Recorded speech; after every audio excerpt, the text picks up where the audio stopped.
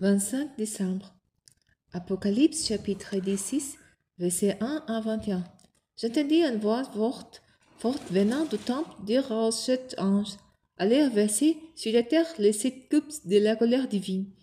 Le premier s'en alla et versa sa coupe sur la terre. Un éclair malin et douloureux frappa les hommes qui portant la marque de la bête et qui adorant son image.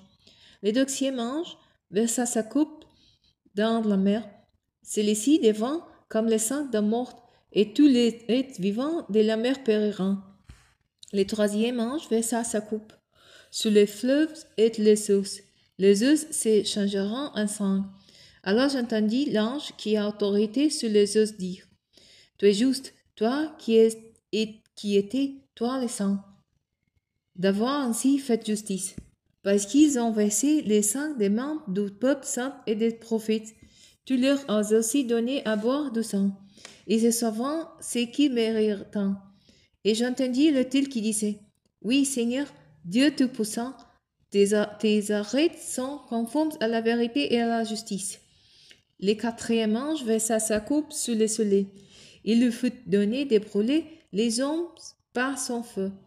Les hommes feront attendre les terribles brûlures, et ils insulteront Dieu qui a autorité sur ces flots, mais ils refuseront d'échanger et de lui rendre hommage.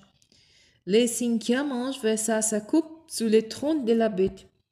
Alors de profondes ténèbres couvriront tout son royaume, et les hommes se mordant la langue de douleur. Sous les coupes de leurs souffrances et de leurs ulcères, ils insulteront le Dieu du ciel, et ils ne renonceront pas à leurs mauvaises actions.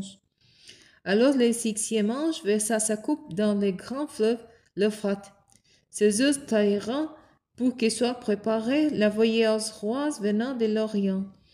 J'ai vu alors sortir de la gueule du dragon, des cils de la bête et de la bouche du faux prophète 3 esprits simples ressemblant à des grenouilles.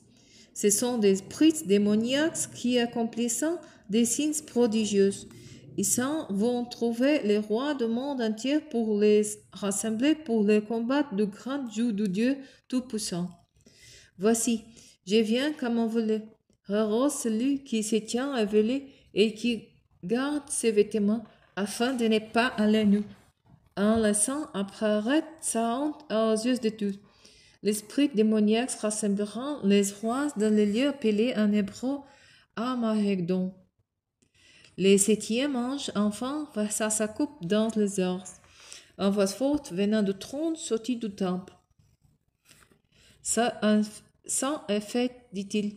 Alors, il y a des éclairs, des voix et des coupes de tonnerre et un violent tremblement de terre. On n'avait jamais vu d'aussi terrible depuis que l'homme est sur la terre. La grande ville se disloqua en 3 parties, et les villes de toutes les pays s'écroulèrent.